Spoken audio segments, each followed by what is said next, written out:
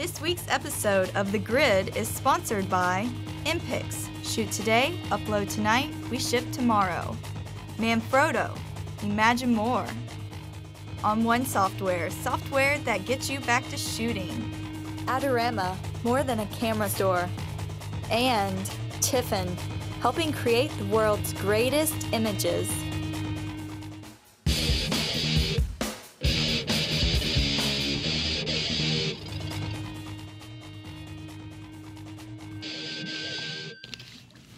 Hey, everybody, and welcome to The Grid. You are live on The Grid. My name is Scott Kilby, and joining me in the place of a beautiful Matt Kloskowski is Mr. R.C. Concepcion. Buenos días. Buenos días, señor. ¿Cómo está? Bien, bien, bien. ¿Y usted cómo está, señor Kilby? Gracias. No. Gracias. Hey, ¿Continuamos en inglés? sí, yes. Okay. Hey, guys, welcome. Couple of things. First, where's Matt? Matt is gone. Matt is actually out educating. He is. Matt is at a workshop. He is in Maine this week. So interesting thing just real quickly about Matt. So he's teaching a workshop with Bill Fortney. How are you, young man? Bill Fortney. That's our invitation to Bill. They started in Vermont. Now they're up in Maine. Beautiful colors up there. So tomorrow, Matt is testing for his black belt in Taekwondo. So Matt is flying back today.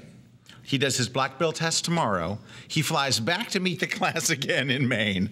It's a wild week for Matt, but he flies back a black belt. He flies. He's going to fly back a black belt. Matt is so going to smoke this test. He knows this thing inside and out, and he's been doing. I'm taking a camera. I'm going to shoot it. I'll be there. Yeah, cool. I canceled the whole dinner. Everything. Got to be there for Matt. You know, he's our guy. So anyway, also Brad just mentioned black belts get automatic upgrades on Delta, which is look at that. Not really. Great priority. Okay, a couple of things before we start. We've got a great show for you today. We have a very, very, I think, a fascinating topic, which we're going to talk about in just a minute. But first, I'd like to introduce you to the International Ambassadress of Love. Now, before I introduce you, literally 10 minutes ago, I hear her in RC's office going, "Is there a grid today? Why didn't anybody tell me?" And she's going on and on. I tried my best face to be able to do this. Yeah, like Scott's behind you. Yeah. It's literally one of those like. Okay, can I just say? I walk in there, what's going on? And as it turns out, she goes, "Look, I've been heads down in my office all day long." They have to realize her office has got a glass. It's all glass in the front, and everybody in the building that we're in walks by her office. And at any time, she could have said something like, "Hey, Brad, we got a grid today? RC grid?" I gotta be honest. No, you know what? Seriously, in my defense, all I'm going to say is I was just head down buried today, and I didn't look up until quarter to, and then I was like, you are such a dedicated employee. I care. That's not good. You care, and you know what? When you can't care anymore, you dig down deep inside and you find that pull extra out just a little bit of care. A nugget of care. A nugget of care. A chicken McNugget. That or she's getting sober. One of the two. Either one. Well, we're glad to have you here, Nancy. Thank you very much. Nancy is moderating your comments. And, hey, I'm all set and ready to go though. So, how can people join the conversation today, Nancy? We have a lot of people. There's a very large audience. We have a lot of brand new viewers. A lot of people. Hi, new viewers. Hi. And we love hi, new viewers. Everybody. How can they join the conversation? Where would they send a tweet to? If they would like to join in on the conversation, they can do so on the live blog, which is running right next to the video, or they can go on Twitter and use the hashtag #TheGridLive. Lovely. Fascinating. Fascinating. Thank you, Nancy. You're welcome. Well, we're happy to have you here. Also helping out, we have a couple of guys. I'm not really sure what they do. Brad Moore is here, and Brad is... what is Brad doing? Brad is also helping us with the questions, and behind him is Pete, helping with the question. We get a lot of questions, though. We need 3 people on staff fielding questions. So, and they're also answering the questions that we can't. And I just see on the screen there, Pete does nothing. So that's good to see. Wow. All right. So, hey, a couple just little housekeeping things we need to do before we get going. Matt, when he comes back, is going on tour with our Lightroom 3 Live tour. Oh. And he is an absolutely fantastic instructor if you get a chance to catch him. He's in Phoenix, October 26th. Goes to Indianapolis 2 days later on the 28th. He's coming here to Tampa, Florida, November 2nd. He'll be in Dallas, Texas. Well, technically Arlington on November 7th, and then to Philadelphia on December 1st. You have some tour dates, though. I do have some tour dates as well. I'm going to be with my Light It, Shoot It, Retouch It. I'm going to be in San Francisco on November 14th. That's right. Seattle on November 21st, where I will visit with Hansi. And Washington, D.C. on December 2nd. Those are my last 3 dates for the year. You can find out all this and more. Go to kelbytraining.com/live, and you'll find it there. All the tours. All the tours, all the information. $99 for the full day, $79 if you're a Nat member. We have prizes for today's show. We're going to give away a copy of my Light It, Shoot It, Retouch It book. We're going to give away a copy of RC's book, Get Your Photography on the Web, because it kind of, we have a little element of today's show that it ties into, so we thought that would be an ideal book to give away. We're also going to give away a ticket to any one of Matt's seminars, whatever city you'd like to go to, of the ones I just mentioned, and a ticket to one of my seminars in any of the 3 sections there. A lot of giving. A lot of giving. A lot of giving, a lot of love. A lot of love. Okay. Also, one last little housekeeping thing. We did a webinar yesterday. Arsenio and I did a webinar yesterday about my Light Light It, Shoot It, Retouch It. Thank you. Book. Got the it. book, not the tour, but the book. We did a shoot in the studio. We did the retouching live. It was a lot of fun. We're posting it today. And Nancy, where can they go watch the rebroadcast of that today? The rebroadcast will be, as always, every live webcast we do is always on the Nat member site in the webcast archives. So Nat members can watch them whenever they want. And it should also be on kelbytraining.com under books on your Light It, Shoot It, Retouch It book page. Oh, really? Oh, yeah. They're going there. Looks like they're going to try to find it here and show it on the screen, but I'm not feeling real good about it.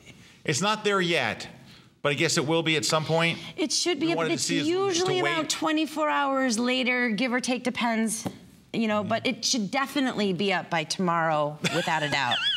Good Web job, team though. right now is frantically going, oh my God. Yeah, boy. Okay, anyway. Hey, we are going to take a short break. When we come back, our topic today is what's fair game for your portfolio. For those of you who follow me on Google+, you saw me write what's fame game for your portfolio.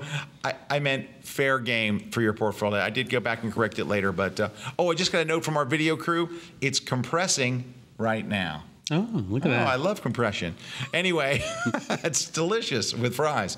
So when we come back, we're going to have that, and we've got some interesting things as well. So stick around. We'll be right back here on The Grid with RC. A mi izquierda. Ah, yes.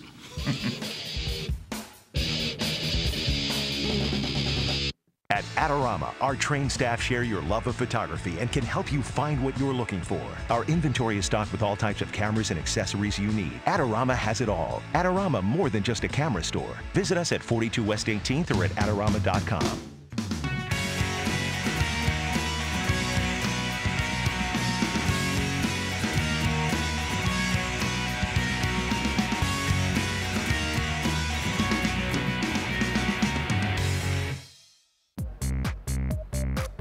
All right, beautiful, beautiful, okay. A little bit closer, okay. That's it, work a little bit to the side, yep, there we go, that's it, hold it. Time for a close-up. Brad, need 2.5 F2, can I get that hair adjusted, please? All right, the hair's looking good, all right. That's it, work the hair, come on. That's it, give it to me, there we go, beautiful, beautiful, yes, work the hair. That, oh, look at the eye, give me that, oh, there you go, beautiful, excellent. Hold that pose, there we go, beautiful.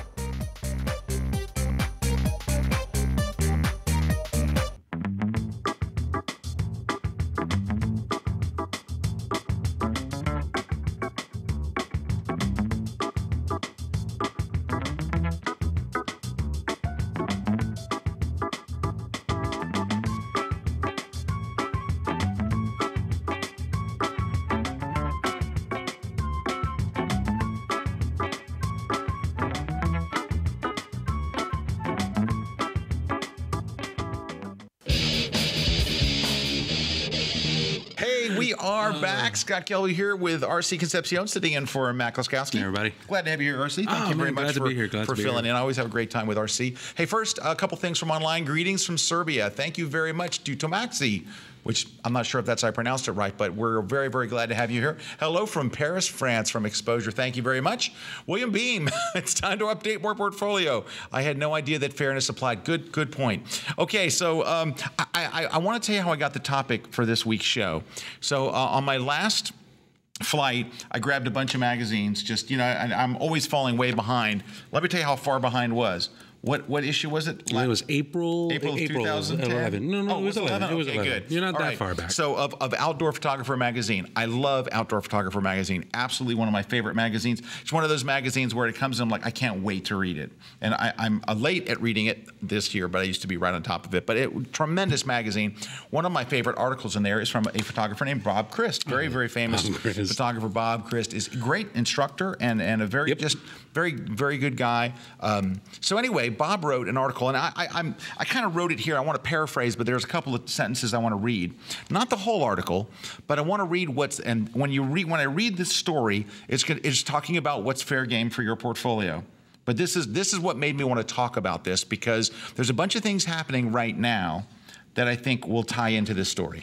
Okay, is Scott reading this, or is Churchill reading this? No, I'll read it in my own voice. Well, basically, here was the deal. So Bob was asked to interview. This is a number of years back. So he was asked to interview a number of winners of a photo contest. Photo contest was held by a prestigious photo magazine at the time. So he wasn't one of the judges, but he was asked to interview them for the magazine. So he's interviewing one of the top winners. And he like sees the shot, and the shot, and I had to make some notes here. So the shot is, it's a very cool blue, like twilight shot of this, I don't know if I'm saying this right, cormorant fisherman in the Guilin region of China. It's a wide angle shot. There's 3 boats in the foreground. There's a fisherman. They have little lanterns hanging there, and the guys with a pole, and these incredible mountains that are back there in the background. It's just stunning, stunning shot. And he recognizes this woman shot that was one of the contest winners. And he also recognized it as one that his friend had taken. He's like, hey, I know that shot. I know the guy. That's kind of a famous shot. So here's what he wrote. He said, it was a killer shot, and one that I'd seen before, taken by a good friend of mine, a pro shooter who runs photo tours in Asia, and he made this famous years ago. So during the interview, the contest winner, this woman, is going on and on about her camera settings and all this stuff. She's going on and on about her stuff, and she's going on, she's talking about how she composed it, and how she's always had this eye for photography, and how she should go pro, and all this kind of stuff. And he writes, modesty was not one of her strong suits. Wow. So anyway, he's going on, and he goes, it wasn't until I prodded and prodded that she reluctantly volunteered that, yes, this shot was made when she was a participant at one of his friend's tours. Mm-hmm. And she didn't know where he found the fishermen, that he got them there that morning. He arranged the whole shot. And not only did she get that shot, everybody at the workshop got that shot. Click next. But she entered it into a competition and won. So basically he said, here's what, and these are Bob's words here. He said, and they said he arranged the boats and the birds, these birds that were on that thing, in exactly the right spot at exactly the right time. But by George, she did take the picture. And so did all her fellow tour members. He wrote, that shooter was proud of this beautiful shot, but also totally missed the point, because it was his friend's proactivity, his research, his investment of shoe leather time, his pervasive skills, and finally his generosity in sharing and recreating one of his most signature photographs that made the shot happen for her. So this is why I'm bringing this up now, because a number of things that have happened with the workshop business, and I teach workshops myself. In fact, I'm teaching one next week. I'm leaving Sunday to go teach at Moose Peterson's Digital Landscape Workshop Series. That's right. Up in Lake Placid, New York, where I'm the guest instructor, and we're going to talk about landscape in particular in just a minute. But I'm going to show you a photo that I took. All right. So now we're going to step aside. And I'm going to show, I've never shown this photo publicly before, but I will show it now. I showed it on Google Plus today to talk about today's show, because it's kind of the basis of this. But if we can bring up this photo of mine here on screen, just a moment. Okay, there we go. There you go. So there's the photo. That's a great shot. Well, thank you very much. It looks really good. Thank you. You could put that in a portfolio. I could, but I've never shown it before. And and here's why. And so I put it on Google Plus today with the explanation that we're going to talk about this shot. So can you bring up Google Plus real quick? Sure. Just bring up my page, because I want to read to you some of the comments that we saw today. Let's see. From this shot. Now you got to realize, I know that on Google Plus, when you post a photo, not everybody reads what you wrote. They just look at the photo and comment. So here we go. Going to scottkelly.com. Nope. No, you're going to do. Yeah, I'm trying to. Let's see. Yeah. Technical. Close this. Yeah, you can just... All right, so here we are. All right, here, just read them right on the page here. And so let me just grab a couple of them here. Just hit the expand all. Here we go, right here, 20. All right, so here are the comments. So the comments are fantastic lights and colors. The centered composition works well. Brilliant. Amazing picture. Great light. Let's see. It is so beauty. Really nice shot again. Breaking a lot of photography rules, but it works wonders. And then it's amazing, nice atmosphere, the great light, on and on and on. Amazing shot. The lighting is beautiful. Shades are looking beautiful, but the underlit from the asking what material those shades are made of. Anyway, great colors. Love the shot. On and on and on. And it is a beautiful shot. It is. Thank you very much. Here's the thing. The reason why I've never shown it is because although I took the picture, I actually put my finger on the button and took it. It's not my photo. You know why it looks so great? It's a Joe McNally photo. Now, so this was taken at a workshop where I was a guest instructor. Joe got there, and we all watched as Joe mounted SB 800s and 900s up, and those are thatched roofs. Mm-hmm. Joe arranged for the guy to be there. I didn't know the guy. Mm-hmm. I didn't know that anybody did this thing where he lights all these torches and does this thing at night. So I was there while Joe and Drew got the lights working up inside those things, and it was hard to get those. This is all line of sight triggering. So that means when you fire the first flash, it has to fire that flash. The flash is on the guy. The flash is up inside of there, and there were like 3 or 4 flashes mounted with Justin clamps inside of there. Mm-hmm. All right? And then Joe got the shot. He got it down. And then Joe is on his knees in the sand. All of the participants of the workshop, there's 12 of us, and other instructors and Drew, are in a line behind Joe. Joe would stand up. Joe would hand you his pocket wizard. Joe would look at you and go, F5.6 at a 60th of a second. You get down on your knees, click, click, click. I look like Joe McNally. And so here's the thing. The reason I've never shown this shot is because I don't feel like I had anything to do with this shot. Right. I to be honest with you, had I been there, look, somebody wrote, Scott shot reminds me of one of McNally's. Yeah. Because there's a reason for that. Thanks for joining us late. No, but so here's the thing. Number one, I didn't know the guy. Right. So if you said, Scott, we need to do a sunset shoot, it wouldn't have been him. If he had shown up, I can just tell you, I wouldn't have thought, I'm going to mount 8 SB 900s. I got something. And number two, I don't have 8 SB 900s. I think what do we have? 2, Brad? We have Brad doesn't know. I don't know. So 2. Brad says 2. So I don't have a whole lot of those. And I mean, he had everything gelled, and I'd say he and Drew worked for like an hour to get all this working. Mm-hmm. That shot, he made the contact, he did all the lighting, he did use a wide angle lens. You could even you got in Joe's dirt, his dents in the dirt where his sand pockets, thank you, his sand pockets, and your knees go right into it. And so everybody's shot pretty much looked the same. A couple people zoomed in and they looked like crap. Shots didn't look very good because that's the shot.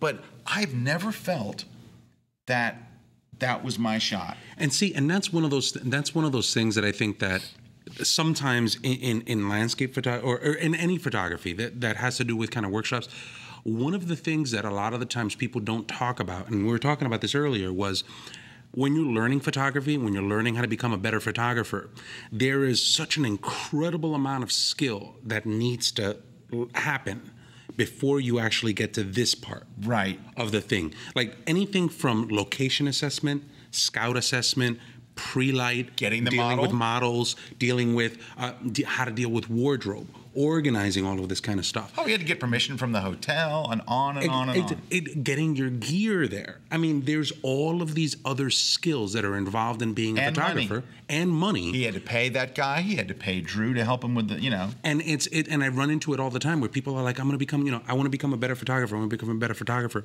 And we'll talk a little bit later. But I have like a meetup group that I do here in Tampa.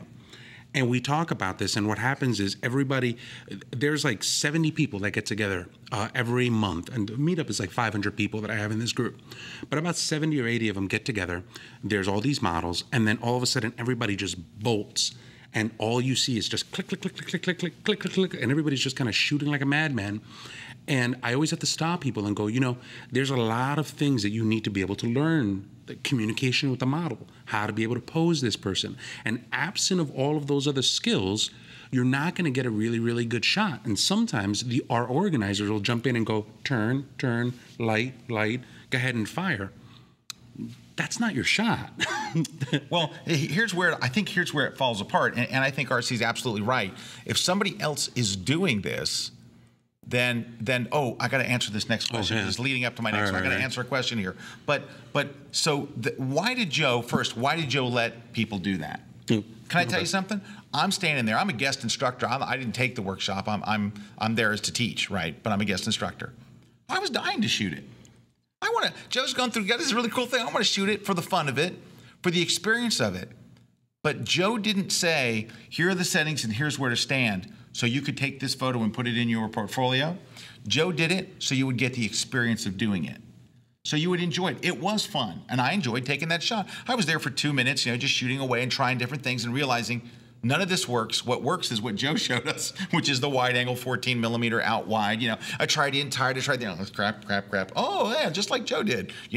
So I think Joe let you enjoy the experience of it, but you were there to learn. This was a learning experience, and it was fun. Mm-hmm. You did it because, wow, it'd be fun to shoot this guy. Oh, I can shoot it? Great. And we did. So now I want to go to this comment that just came in from Kelby Groupie, which, by the way, is a fantastic name. It says, gasp, my entire portfolio is nothing but photos I've taken at Photoshop World. That's cheating? What's the Westcott booth for? This is my next topic, so thank you very much. So at Photoshop World, Westcott does a really neat thing. Westcott sets up shooting bays. Mm-hmm. They set up these very, very creative sets. They're full sets, backgrounds. One time they had a motorcycle in there, all the different stuff. The egg. They had this giant egg where like an alien's coming through the egg. Makeup artists. They hire models, incredible makeup artists. I mean, they put together this team of creatives to build these scenes that change every day. And I have to tell you, they're very, very creative. So you have Westcott pays to have professional models, and they hire very good models. Professional models. They pay to have hair, makeup, and they build an entire set. Then they come in and light it. They bring in all the lights and everything is completely set up. Now they're shooting continuous light. Mm-hmm. Because it's continuous, and this is one of the wonderful things about Westcott lights, you can have 15, 20 people shooting at one time. You usually do. And when you go by those booths, there are 20 and 30 people shooting at every single one. But nobody's getting in anybody's way. You don't have to, you're not shooting wireless. You don't have to keep sharing things and all. Everybody can just shoot. It's continuous light. So the lights are on all the time, but they're not hot lights. They're cool lights, right? So they're using Spiderlight TD6s. Now, they're shooting in this situation. Why? So now we go back to Kelby Groupie's thing. What's the Westcott booth for? Westcott put that there so you can see how great their lighting is. To see what's possible. You can say, wow, look, with the right hair and makeup and other things, these lights do great. Mm-hmm. These lights are fantastic. I can just walk up and shoot, and I don't have to worry about all the other things that I do with wireless transceivers and what channel am I on and Group A, Group B, and all this kind of stuff. You can just walk up and shoot. And so Westcott doesn't put that there so you can build your portfolio. Mm-mm. Westcott puts it there to sell lighting. Westcott puts it there and they light it so you walk up and go, amazing what can be done with these lights. But again, it's for you to practice, to get to experience Westcott's lighting. That's what the Westcott booth is for. They're in the business of selling lighting, and they're giving you, I think, the opportunity to shoot with someone's equipment. It's a good opportunity. It's fantastic. Now, Michael Green kind of helps with that. Michael Green's very good at lighting. He did the cover of their thing. So Michael Green sets up all the lighting. So let me ask you this.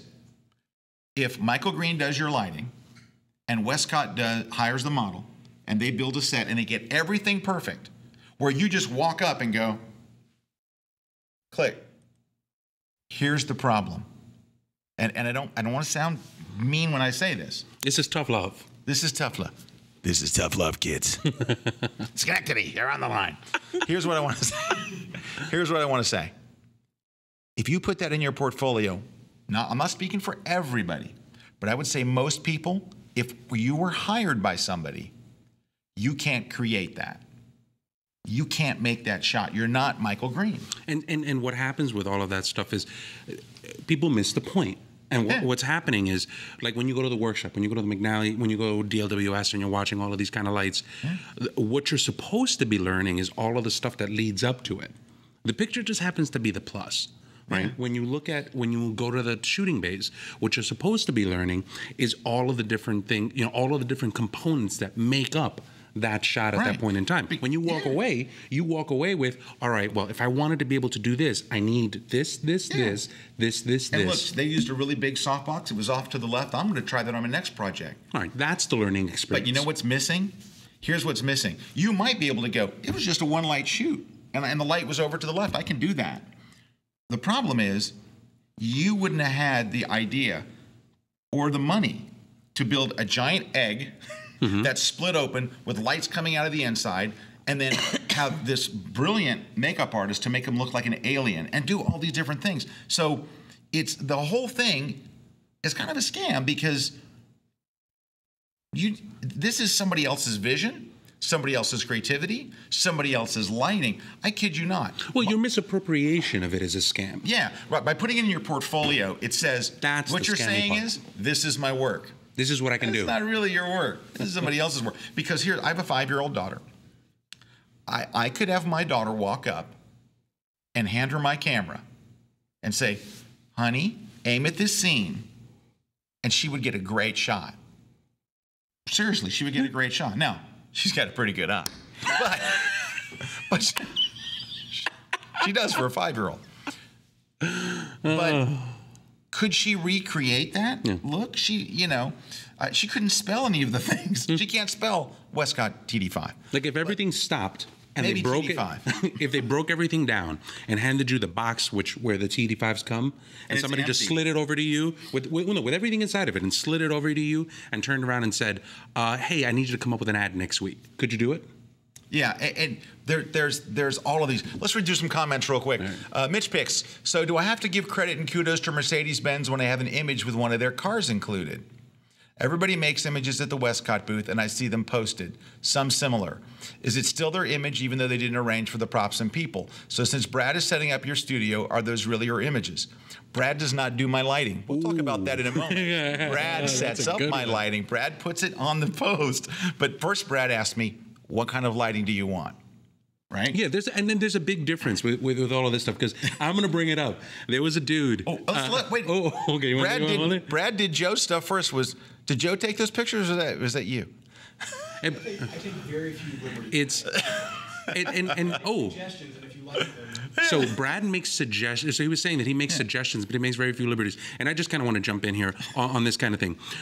When people have photo assistants, when people deal with photo assistants, what a photo assistant's responsibility is to kind of be able to point out, first set up lights and do that kind of stuff. And then after that, they might point out any kind of potholes that you may have on the road, because your overall responsibility as a photographer is to deal with the big picture.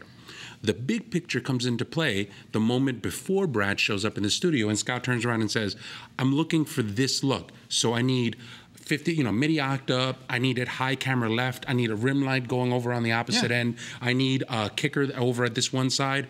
I need you to set up a tether with a camera. I need a 70-200 dialed in at around f8.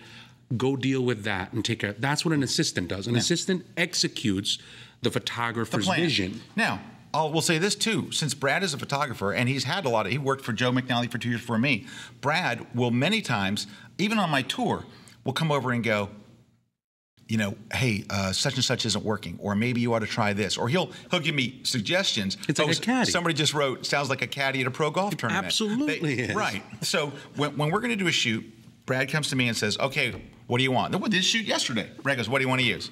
I go, let's use the midi octa to the left. Do you want to light the background? Yeah, let's light the background and all. But when I come in, and RC was there when I did this yesterday, I'm moving the lights all over the place.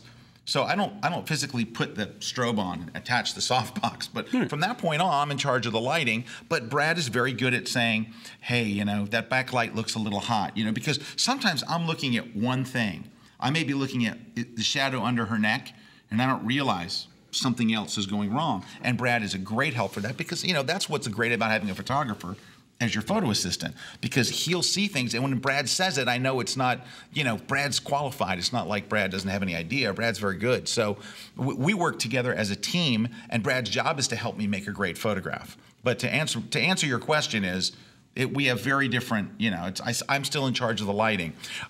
Michelle says, there's really no point to use a shot like that in your portfolio if you can't recreate it in the future, due to not having the actual knowledge or know how to do so. Well, very good point. Bruce F. says, I've seen this happen in the art world. Many art contest rules now insist on original work that can't be from a class or a workshop. And I want to talk about that. I want to read a few more. Here's a comment. A director on a movie set isn't lighting everything, but that doesn't mean he doesn't get credit as a director. That's from Brad. Bill says, if you can't reproduce the shot over and over again, it shouldn't be in your port. Just saying. Heidi in PW. PW? Yeah, Heidi in PW. Where's PW? PW. Pennsylvania? Pennsylvania. I totally agree. I was at Rick Salmon's workshop this weekend, and I got shots that I learned from, but I don't feel ownership of. Very good, Heidi. You were there to learn. That's why you paid to go to the workshop and stuff. Yeah, you paid to... And by the way, Rick is a wonderful guy.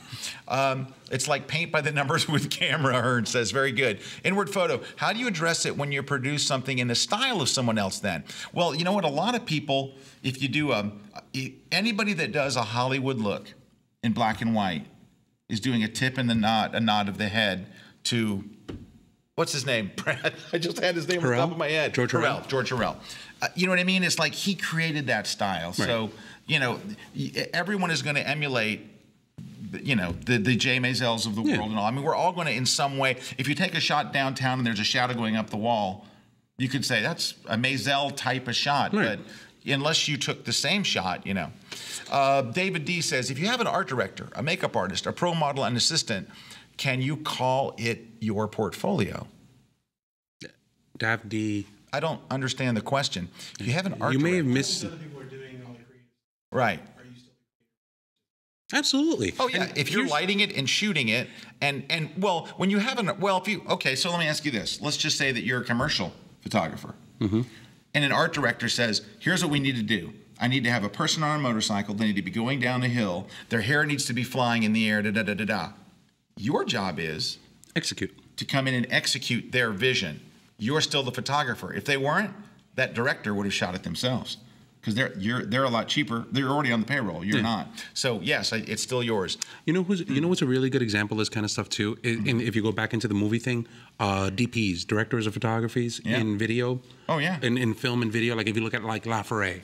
LaFerrari does not put on knee pads and all that stuff and start running up scaffolding to put lights up and scrim and do that kind of stuff. He's just looking at a general scene and going, I have an idea. Let's try this. And other people are doing that kind of stuff.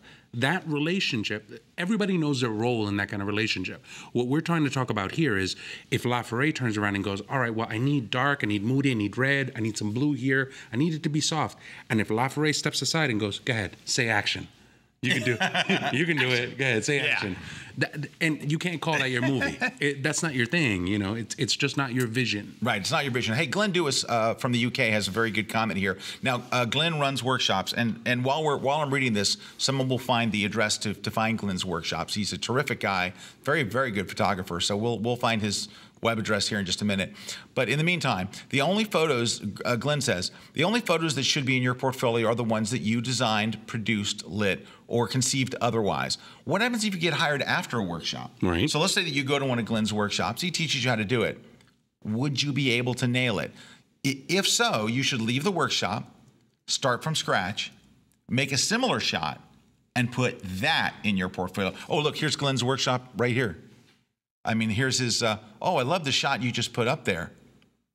Okay, there it is. So here's his page. There it is. So GlennDewisBlog.com/workshop. He shows how to do all this kind of stuff. Can you go back one page to where you were for a minute? Look at, I love the shot that's on the homepage of wherever you were just right before this. That guy's got great abs. No, not that one. Not that one. That's Glenn there. Oh, it's gone. Hey, there's David Rogers. David Rogers. There. Okay, well, we lost the picture. It was there for a second. It looked really cool. It was a woman sitting in a chair in a white reflection. She's a singer. There we go. Look at that. Isn't that a cool shot? Mm-hmm. That's a great shot. Yeah. Okay, back to our story. All right. So good, very good comment. If you can go leave the workshop, build it from scratch, then you're good to go. Mm-hmm. All right.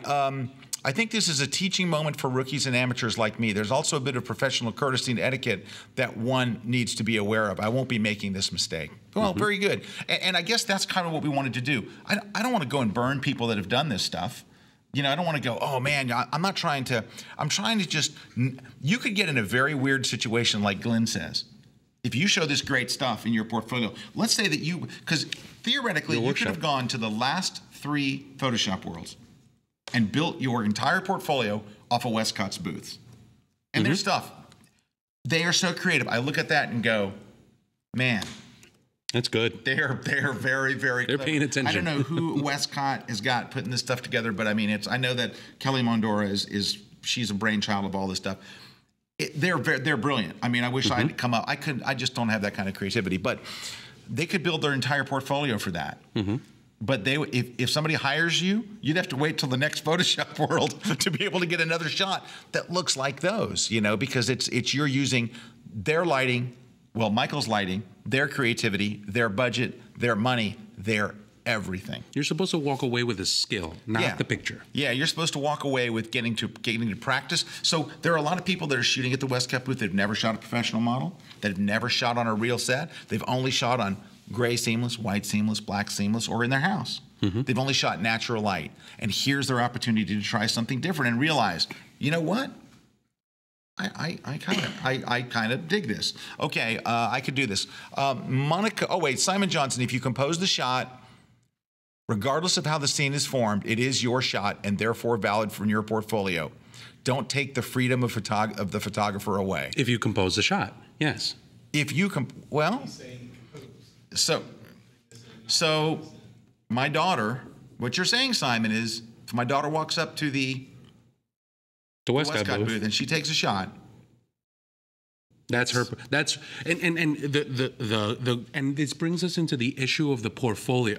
It all depends on it all depends on and I'm going to try to figure out the best way to be able to say this, Simon. What do you think your portfolio is? Do you think that your portfolio is a snapshot of images that you've been at? Or a snapshot of images that are representative of what you can do? It's not a question of... I love that. It's not a question of... They're not snapshots of where you've been. They're snapshots of what you can do. If we packed everything up in a crate and we gave it to you and we said, Simon, I need you to make an ad. Could you make that ad? If I gave you those crates and I put you in an empty warehouse and I said, I need you to be able to make a good picture with this. If you can do that, then cool. What's happening with all of this stuff is that a lot of the times people are like, well, you know, it's my shot. I took the shot. Like I just saw a comment up here that said, there was one comment that came in that said, well, the instructor's well compensated for that. So it should be their shots. It shouldn't be the instructor's shots. The instructor's not compensated at a workshop to give you pictures. The instructor's compensated, or people go to workshops to learn the skill. The picture needs to be the reminder of those skills. Right. It's not, you're supposed to look at that picture and go, oh, I know how I did that. I need to keep this in mind, keep this in mind. Some more comments. Brad, you just brought up a thing, and I've lost it. You just brought up a comment that, I guess he's going to retype it. Someone made a comment, say that you can blog the picture but not put it in your portfolio. Yeah. I would definitely put it on your blog and say, I took this at a workshop Thursday, you know, like I will do. I'll put, you know, hey, I took a picture, you know, at Moose's workshop or whatever. Whatever workshop I've done, I take pictures and go, hey, I was at this workshop or whatever. All right, Monaco Javier, my question is, if I'm inspired by a shot I saw in a book or a video or at a workshop, and I go out and recreate the idea but with my own subject, location, and equipment, is that also not my own because I got the inspiration instead of dreaming the entire shot up myself? I would have to say it That's really tribute. It really depends on what you did. If it is a person looking at this bottle, all right, it's a man looking at this bottle, and you have a shot where the guy's hand is in the same place and it's the same thing, right? Then I don't know if that's really a tribute, but if you have a person holding a bottle in some other way or something, I guess it's.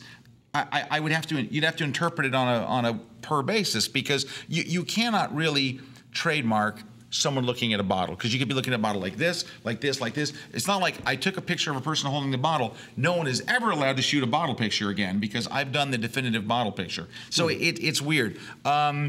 Kirk says, hold on, Nancy. Nancy. You know what? I just wanted to chime. I'm reading these comments are pouring in so fast, and there's a lot of, well, what about this and what about this?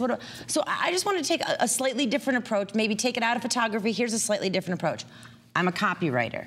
Okay, so if I was doing freelance work, I would put up samples of stuff that I have written. I would not copy and paste something that someone else wrote that says, oh, you know what? That sounds a lot like something I would write. That's really close to my writing. So I'm going to put that up on my freelance portfolio. So you see what I mean? But at the same time, though, I will get people, hey, I love Woot.com. Write something like Woot. I can do that. I can write something. I can mimic other people's writing styles. It's still my writing. And I mean, let's pare it down even further. The Got Milk campaign. I could make a campaign right now for Nap and say Got Nap, and technically, I mean, it's like it's mimicking, but that I would never do that because that would be cheesy. Yes, it would be. But see, and that's the thing. There's a Nancy. Thank you. Very well done. Beautifully well. Thank you very much. We have a couple more comments, and I want to talk. There's some other things I haven't covered yet that I want to talk about. I want to read these real quick. Kirk, I get the argument Scott is making, but I'm feeling like a slippery slope. If you do architectural photos, you can't use the photo because you didn't design and build the building. Stop. Hold on. If somebody else lights the building, if somebody else goes, if Joe McNally, he lights buildings. Joe's done something. If Joe sets up your lighting, Joe composes the photo, Joe says, stand here, that's not your shot. Forget about lighting. Forget about lighting. What if somebody if Joe comes over and goes, take your camera, put it really low on the floor, skirt it over to the left and point up. And here, use a 24mm lens and aim right up there like this. That's not your shot. That's not your shot. So the argument you're making there, Kirk, really it isn't. It has nothing to do with designing a building. Because what you're saying is no one can ever take a photo of anything that they didn't build with their own two hands. That's like you can't go to don't shoot at Yosemite. You didn't make it. Ooh, I got to get to landscape real quick. Yeah, we got to get to landscape in a minute. That's two different things. If you shoot portraits, does the shot not belong to you because the model doesn't? Kirk, I don't know what you're trying to get away with, buddy. Did you go to the Westcott booth? Do you need a hug? Is that what this is? But here's the thing, and I always let's go to music real quick. All right. 12-bar blues, E. Right. Yeah. There's a specific box when you play the blues. There's a very, very small box in which you stay at. Yeah. However, your interpretation of how to be able to move around that box is what makes the blues. So you're given a very, very tight scenario in which you can do that. You have a building. You're in the hallway of a building. That is a very, very tight representation. Do something here. Your job is to interpret that building and go, this is a shot that I want to be able to make that's unique to me. If you are not doing the interpretation, it is not your shot. Lisandro. It's very valid. If I have a wedding to shoot and my second photographer takes a nice shot I like, can I use that in my portfolio since it was my wedding? I can only tell you this. I wouldn't. So Matt Klaskowski's been a second shooter for a wedding for me. I wouldn't use one of Matt's shots and say, I took this, because, say it with me, I didn't take it. Okay, so hey, we're going to take a break here in just a minute. Let's see what else. We talked about Kirk. We talked about Lisandro. All right, I want to real quick, we're going to take a break here 1 second. I want to talk about landscape workshops. Right. Because I want to talk about, in particular, one thing that I do at every landscape. Now, I won't be doing it with Moose's this weekend because this is Moose's show. But when I run a landscape workshop, because sometimes I do the workshop that Matt is at this year, I did last year. And when I teach at Santa Fe workshops or whatever, I do portfolio reviews. And I can tell you this has happened so many times. And I hope this is, a learning moment.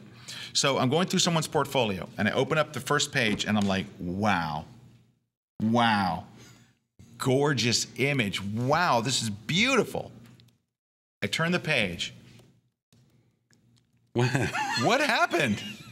What happened here? And I'll actually say to the person, like, let's say it was RC. It's not RC, but I'll take the picture and I'll go, where's the photographer that took this picture. Like, I'll turn it back and go, this was brilliant. And then I go to the next picture and it's like terrible. But then the next page is really, really good. Where's the photographer that took it to? And then they go, oh, that was taken at a landscape workshop. And that, but here's the thing. This is what's key about this, because here's where it comes in, right? So that picture, they took it, and that you could say that's theirs. They didn't really get the settings from Moose or whoever. They were all there, because when we go on topic, we'll all go to, and I got to tell you, most of the landscape workshops I've been, they don't take you to a secret place nobody knows about. Hang tight 1 second. They don't take you to a secret place. I've been at landscape workshops where I'm not kidding. We're shooting and a bus full of tourists comes out.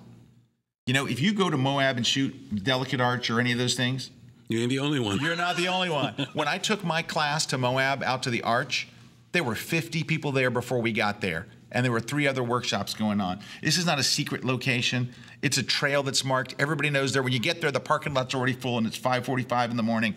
So what was the difference between the workshop shot and the terrible shot taken at 2 o'clock in the afternoon that looked like crap? Here's what the difference is. They didn't learn to get up early to go take the shot. It's the skill. When you went to the workshop here that had the barn in Wyoming and the perfect sky and everything looked fabulous, your workshop leader made you get up early in the morning. They physically made you get up, wake up.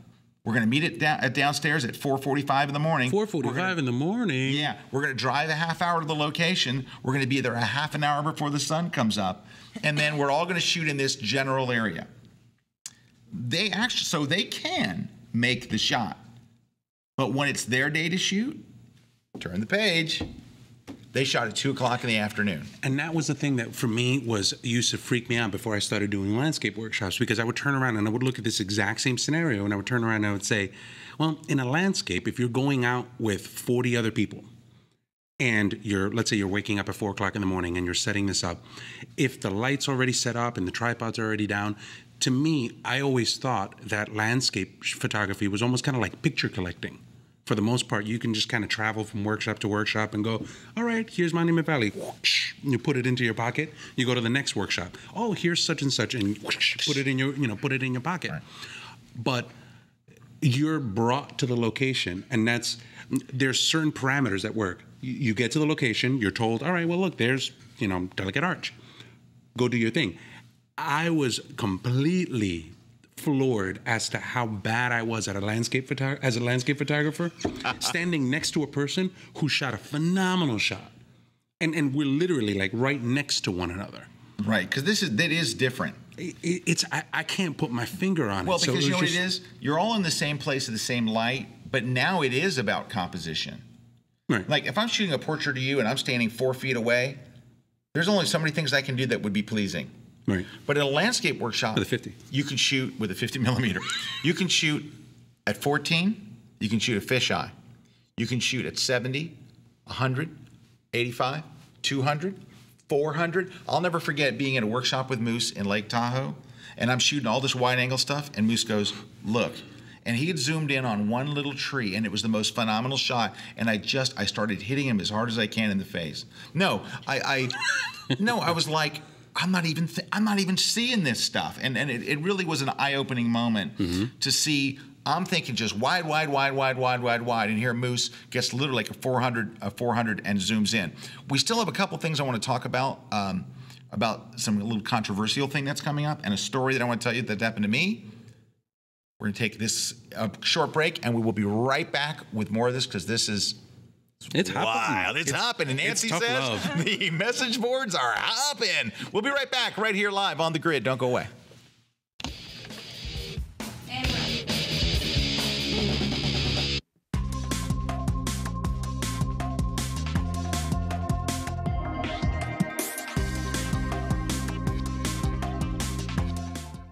Hi, I'm Joe McNally. I'm teaching series of classes on location lighting for Kelby training. One I'll talk about right now is the specific class called Light Shaping Tools. We're going to change the light. We're going to move from point A to point B to point C to point D, and on, going forward, we're going to take a look at what light does for us. Always remember, light is the language of photography. It's how we speak, and we have to know how to speak eloquently, especially when our subject matter is another human being.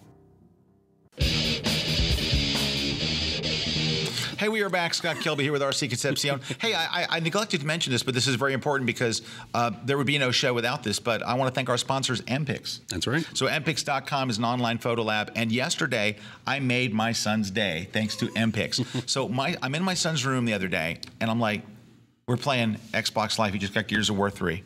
We had to play. Ooh. It's very good. Very, very bloody. Oh, no. Very extremely. Turn the graphic content down, But anyway, so we're up there and playing, and I look up and I go, buddy, you need to get some stuff on your walls up here. It's like the last thing a 14-year-old boy thinks. But he says, you know what I would like on here? So if you go to my blog and you'll see this, if you go to scottkelby.com and search for Disciple, his favorite band is a Christian metal band called Disciple. And I was able to contact through Twitter. Twitter helped me find the tour manager. I got to go and have full access to shoot the band. Not just 3 songs, sorry, Brad, but the whole night. Now, the bad thing was they were literally only 4 lights. 2 up, 2 up high, 2 low, and they never turned them off and never changed them the entire light. It was like green, blue, red, yellow, and they're just on. But I managed to get a couple of good shots, and my son said, I would love to have those in my room. So I made them 20 by 30 prints, and then the Disciple has my son's favorite Disciple shirt that we bought at the concert.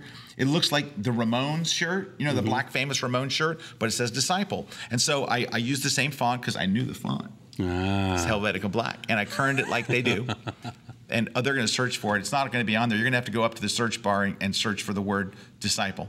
And it will, there you go, search, Disciple. All right, and I made him these posters this big, framed with the word Disciple in black on the bottom.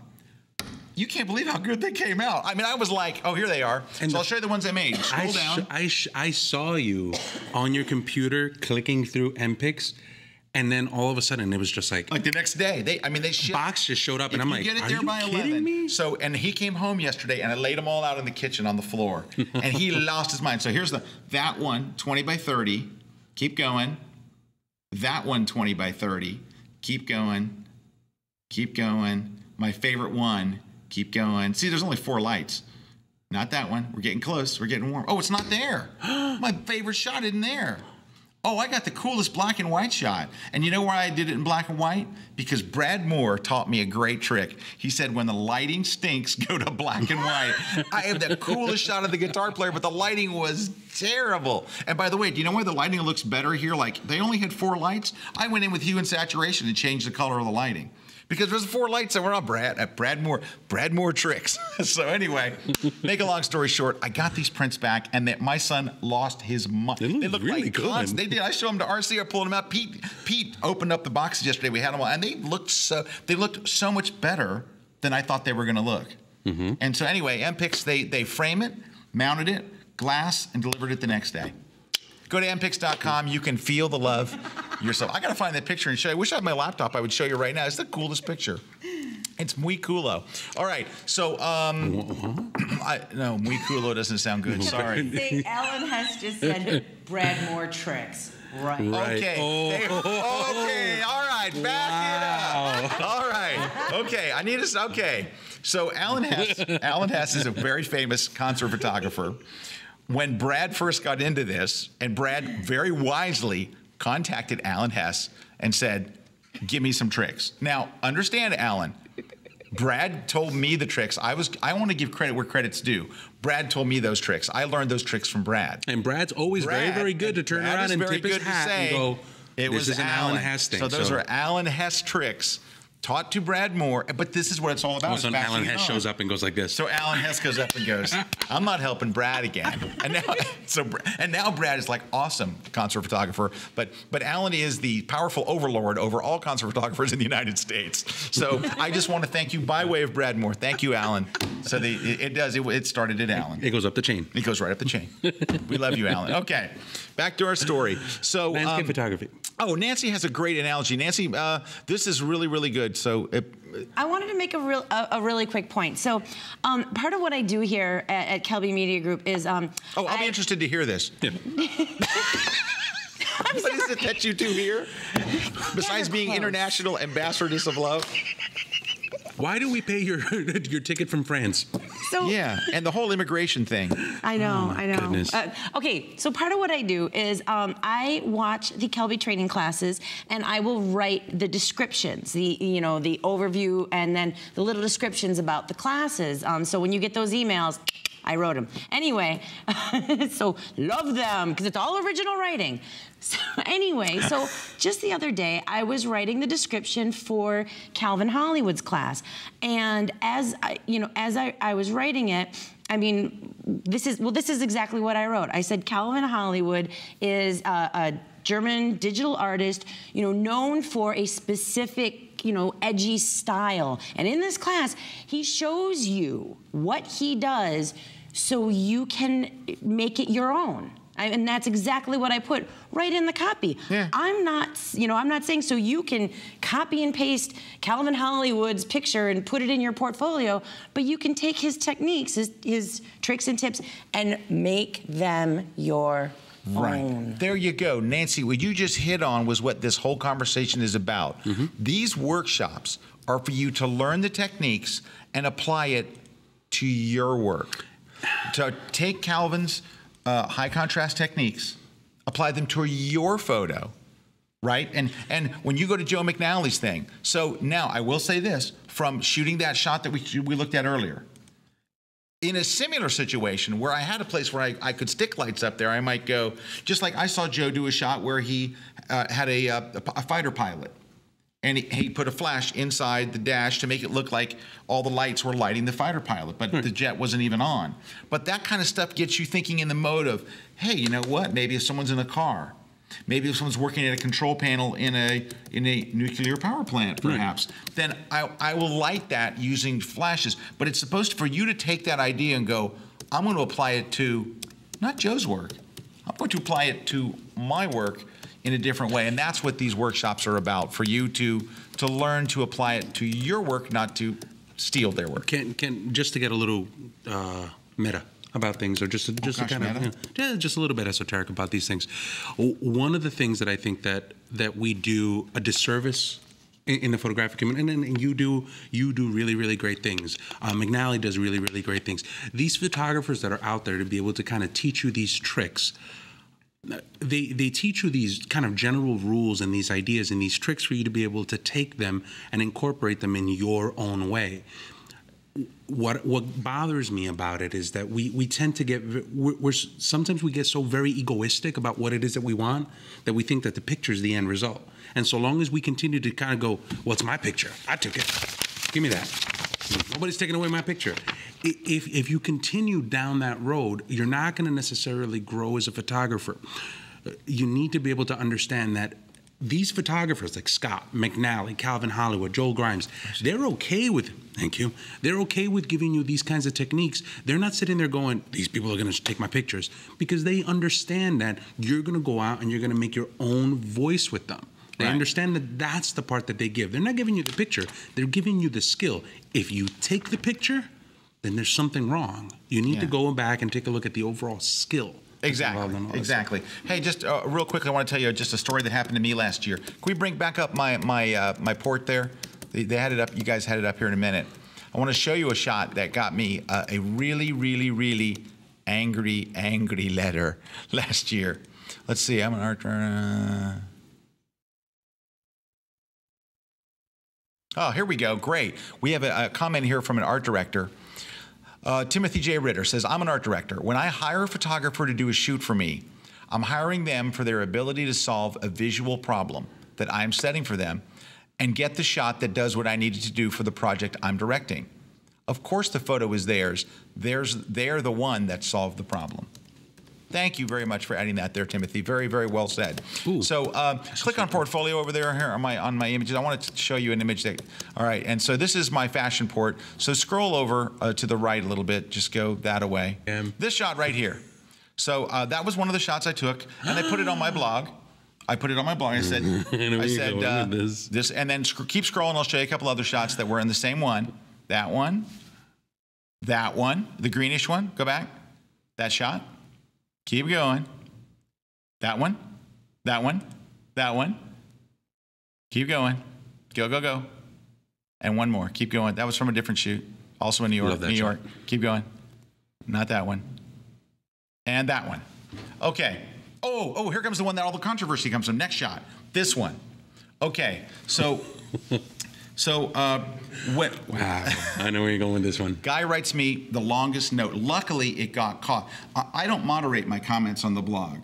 But apparently, I guess either if you put a link in there or you do something will flag you and it'll get stuck in there. Right.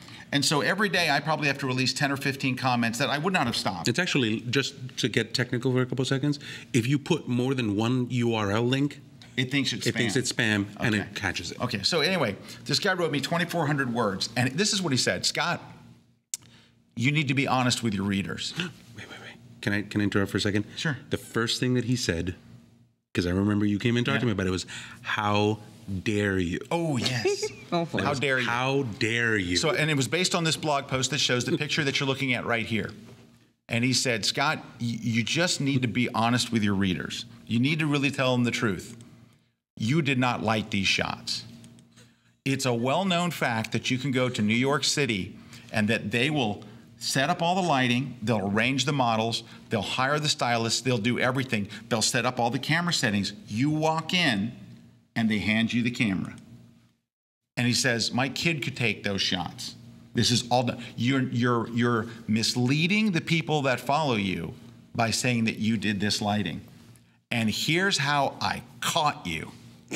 Dun, dun, dun. This shot, I said, here's a backdrop we ordered. I don't know where we ordered it from, Brad, but I found it online and Brad ordered it for me. I said, here is a backdrop that I ordered from, I'm going to say, Backdrops R Us or whatever it was. And we thought it would be kind of cool for you to be able to see the backdrop. I thought, it'd be kind of an interesting way. And so I said, Brad, I'm going to shoot from back here with a wider angle lens than normal. And I'm going to let you see the C-stands that are holding it up. We used 2 C-stands with a crossbar. And the guy goes, this is where it all falls apart. Those aren't C-stands. Those are scissor stands. And if you had really lit this, you would have known. You would have known. How dare you? How dare you? Now, here's the thing. I've rented a studio numerous times in New York. If you scroll a little to the right, that's a different studio in New York. Right. Scroll a little to the right. And here's the thing. Just that shot right there. Okay. And all 3 of those shots are taken in different studios in New York.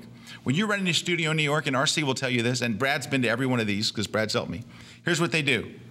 You're in Studio 3. Here's the keys. You open it. It's an empty room. Good luck. We shipped all of my own stuff there. We shipped all of our own gear. However, we were a couple of stands short. So they will allow you to rent stands. If you walk in and say, I just need to borrow 2 stands, they go like this. They're over there. You take them to your room. No one from that place ever comes in your room ever. Nobody sets up a light. Nobody sets up anything. So there may be these places, and this is what this is leading to. I'm seeing a bunch of ads right now. If you pick up a magazine right now, I don't know the name, but any magazine, go to the newsstand at the airport, pick up a photo magazine. There's a full page ad in there that says, come and build your model portfolio. We will hire the lighting, the models, we'll set everything up, and it says, build your portfolio. And that's the thing is, what they're doing is, you're going to go out and get a job, and you won't be able to do any of those shots. Because the people that are running the workshop, they hired the models, they got the sets, you're in this unique location they're touting and all this different stuff.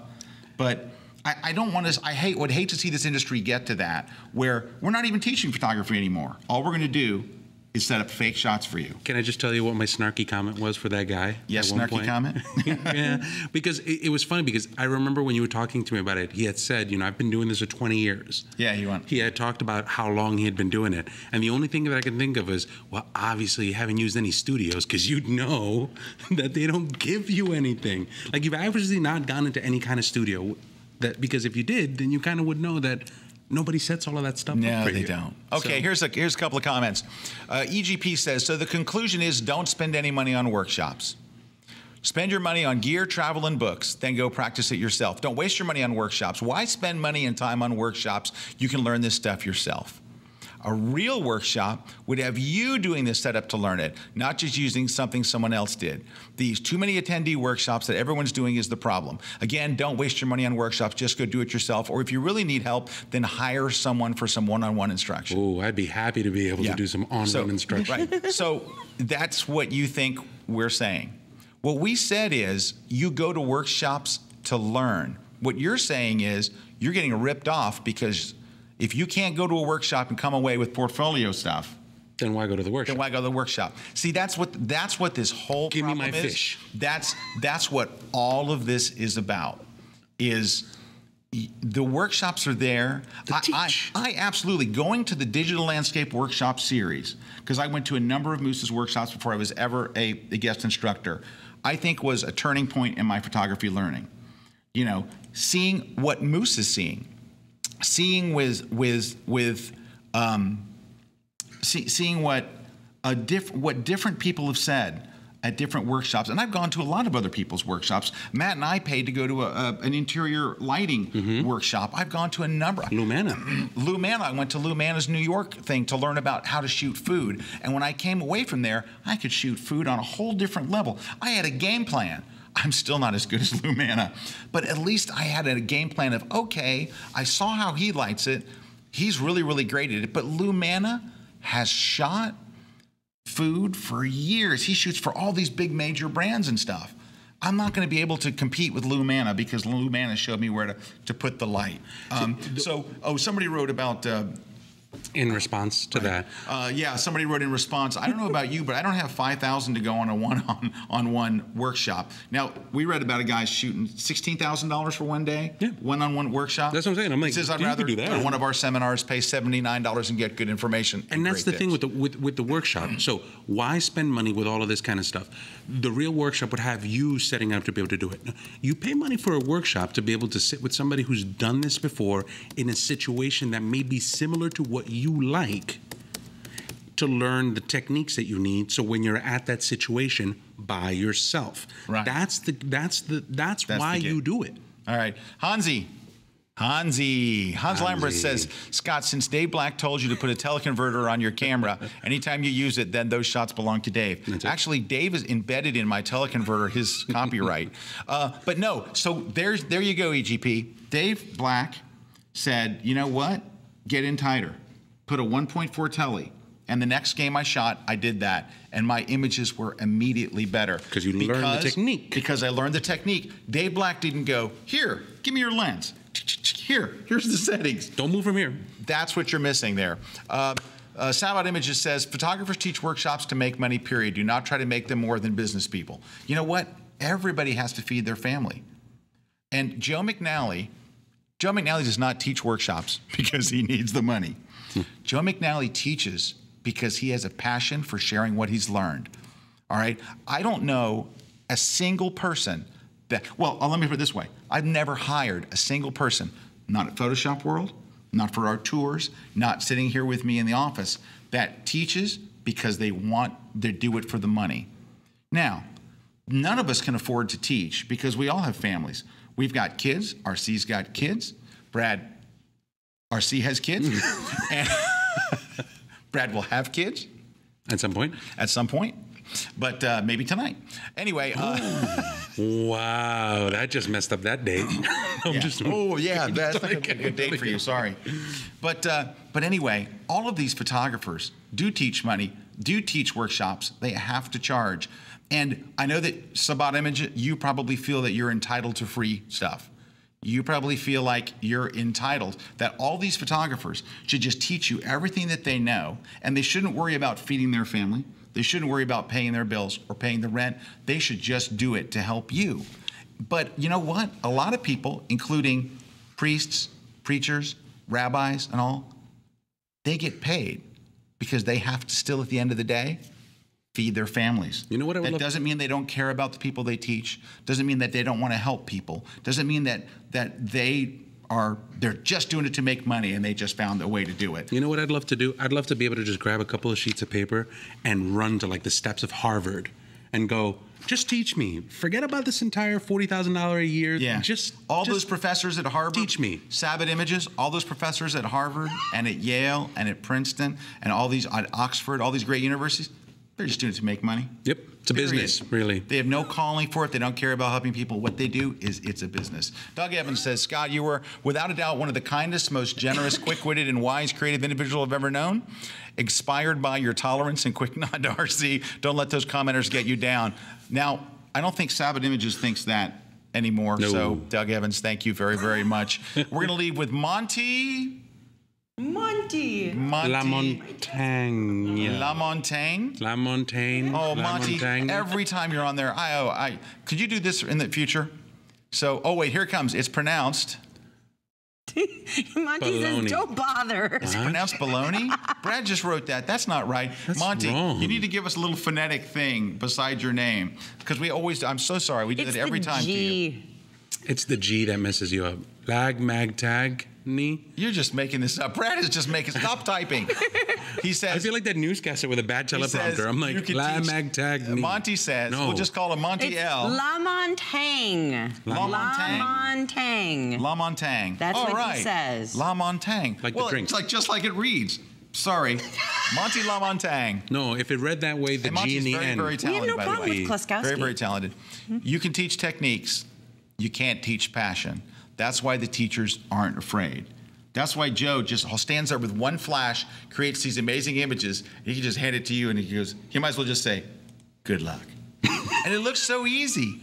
Joe's standing there. I've been in there like it's freezing, it's snowing, and Joe's got this person standing there he just pulled out of the workshop, and he's holding a flash off with his hand, and he's got a little orange gel over it, and you're like, this is gonna look like crap.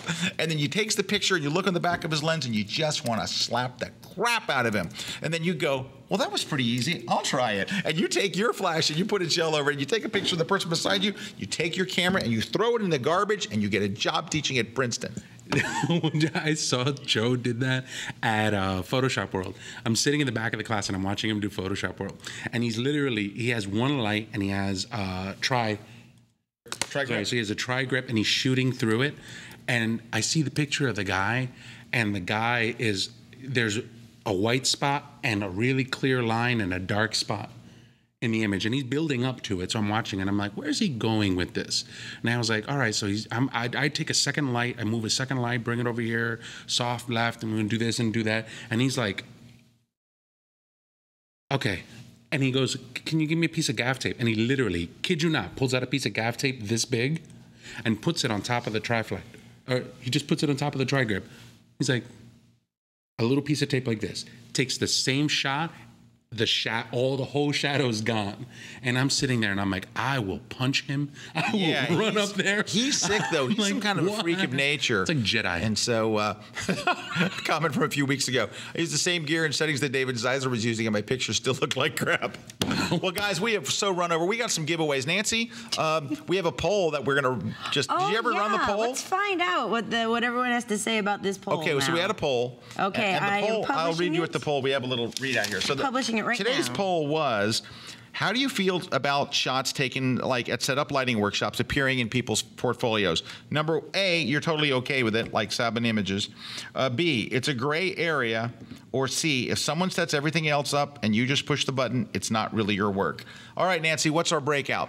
It's going up and down, but I can tell you right now. You want to wait a minute? We'll just do the giveaways first? Okay, yeah, it's still all right, all over the place. It's all over the place. You know what I'm going to say right now, as far as the giveaways go, I know one of the things we were doing is a ticket to the seminars. Yeah. I got to say, I already gave that one away. Because very early in the show, Ed Adams' photo did it perfectly what I always ask for, with a link back to the grid and the right hashtag and the location, and it was just so perfect. You can give away another one, Nancy. It's okay. We'll give him special dispensation because you and he have bonded on some kind of Twitter level. Such a good job. Parisian level. C'est l'amour. L'amour. L'amour. Okay, it looks like our numbers have evened out. If you would like the results, I can do that very quickly. I do want to talk about this, though. Or let's just real quick. Okay, we're going to give it away. This is RC's book, Get Your Photography on the Web. So it sounds like we've been ripping a lot on portfolios, and we have been. No, we're not ripping on people's portfolios. We just want people to think about what they put in their portfolio. Okay. Is this really representative of my work? Or is this really representative of somebody else's work? Okay, fair play.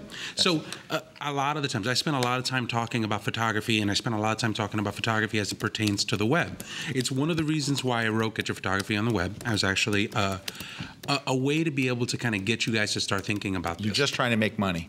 I'm just trying to make money. This is going to do the car payment. But what happens is this. If you have a portfolio, you're always going to have somebody who's going to wonder about whether or not those pictures are representative of you as a whole. If you take a website and you build a website that has some sort of blog, you don't have to write McNally style or Scott style. All you have to do is post a picture, at another moment in time, post another picture. At another moment in time, post another picture. If you continue to do this over and over, not only are you going to challenge yourself and come up with more ideas that will invariably come up into your portfolio, but you'll also create a mechanism that somebody's going to take a look at and go, this guy is really good continuously. Day in, day in. By the time somebody contacts you for work or for what have you, or wants to hear what you have to say, they already have been sold because you've shown them time after time you've done great work. So I'm really passionate about that stuff, and that's one of the reasons why I wanted to give the book away. Is the passion. The passion. La passion. All right, we have our comments back here. 72% say it is not your work. Wow. So 3 out of 4 people say it's not your work. 23% say it's a gray area. And 5% say it's my fish. It's okay. All right, so there you go. Now, Bruce F. wrote in and he said, the results may have been different if you asked this before the discussion. And that's true because we did discuss our feelings on it, so there might be people that go, yeah. And hopefully, what I'm hoping is that some people that have these things in their portfolio realize, it's not really my work. I'm really showcasing Michael Green's work from Westcott. Mm-hmm. I'm really showcasing Joe McNally's work or whoever lit, because Joe does lighting it, and that's why I never showed that image, because every time I look at it, I would never feel right about showing that photo because that's Joe's image. And he probably does have that image in his portfolio, and it would be very, very disingenuous, I think. And I think that at the end of the day, if you're looking at your portfolio and you get that feeling where you go, this isn't really doing it, take that feeling and go, let's take a look at these techniques. Let me go apply it somewhere else, and let me go ahead and make my image. Then you're growing as a photographer. All right. Well said, RC. Thank you. You beautiful man. Thank you very much. All right, Nancy, have you taken care of giving away all kinds of stuff yet? No. Okay, I'm going to leave it to Nancy because, Yeah, we'll just do what we normally do with the Twitter thing. All right, so what is that thing we normally do with the Twitter thing? The thing we normally do with the Twitter... Okay, so wait a minute now. What are we giving away for the show, and what are we giving away for comments? I'll let you decide. We have a Light It, Shoot It, Retouch It book. We have RC's Get Your Photography on the Web book. We've got a ticket to any one of my last remaining 3 seminars, San Francisco and Seattle and Washington, D.C., or Matt's. Matt's going to Phoenix. He's going to Dallas. He's going to Philly. He's going to Tampa. He's going to Indianapolis. Okay, well, for all the tickets, how about we'll do the tickets as the Twitter giveaways, and we will do the books for the comments. Want to do that? If we don't end this show soon, Meredith, I swear she will combust. She will explode, and there will just be feathers where she was standing. Yeah. All right, really quickly then. Go to Twitter. First of all, go to Kelby Trading Live. Yes. Figure out which one you want to go to that's in your area. Yes. You're going to put a tweet out on Twitter with the hashtag #TheGridLive. And you have to include the name of the city that you want to go to. And you can either, do a quote from the show, make a nice, interesting tweet, and Wow. Hey, you don't see that every day. Man, when Pete has to go to the restroom, let me tell you what, when he has to go, he has to go. He just takes off. He just, oh, man. He's just like, no, we don't give away plane tickets. It's got to be in your area, and we're not going to put you up in a hotel. We're not giving you gambling money. And if you would like to win one of the books, all you have to do is come back tomorrow, watch the rebroadcast of the show, or don't watch it, leave a comment, and then we will choose one of the winners from the comments, and that's how we do it. And that's all there is to it. And so everyone that's begging me for a prize, go to Twitter. That's all I got to say. So look, RC got a guitar. You can't really hear it, though, because it's not an acoustic. And it's slightly out of tune. Yeah, it is. Sorry. Yeah, I haven't tuned it in a while. It's kind of been around. I was going to sing some blues with him, but I can't do it. I got no time for portfolio blues. Anyway, thanks, everybody. I got to go now. Thanks to Frenchie, you were fine. Right back at ya. Oh, Hale Bradley and Pete, you were running like you had run out of time. If you got some Westcott shots in your portfolio, please don't take mine. All right, everybody, thanks very much. Thanks so much for watching. We've had a great time. RC, you were awesome, as always. No worries, man. Thanks, man. Thanks, Frenchie. Thank you. Brado. Petey, all the folks at MPix who make this show possible. You can follow us on Twitter. I'm at Scott Kelby. RC is about RC. You follow me on Facebook. My fan pages go to facebook.com/SKELBY. RC, are you about RC on Facebook? Yep. About RC on Facebook. And on Google+. Nancy, how does anybody in the world find me on Google+? It's KEL.BY on G+. And I think the G is capital. You think the G? They usually bring it up on the. Yeah, KEL.BY/on G+. ScottGplus.com works, Kelby I guess. on G+. They're launching. There we go. That's Matt. There we go. There's my G+ address. Search for Scott Kelby. Which there is it is. That's my address. It's kind of funky, but that's where it is. RC came up with an even easier one. But that's it on G+. I post to G+ all the time. I'm addicted to it. So anyway, thanks. I want to also thank everybody that joined us from G+. All right, guys, have a great week. We'll see you next week right here live. Hey, Nancy, we'll be on next week at Wednesday. Live on The Grid. Take care, everybody. See you later. Bye. This week's episode of The Grid is sponsored by MPix. Shoot today, upload tonight, we ship tomorrow. Manfrotto, imagine more. On One Software that gets you back to shooting. Adorama, more than a camera store. And Tiffin, helping create the world's greatest images.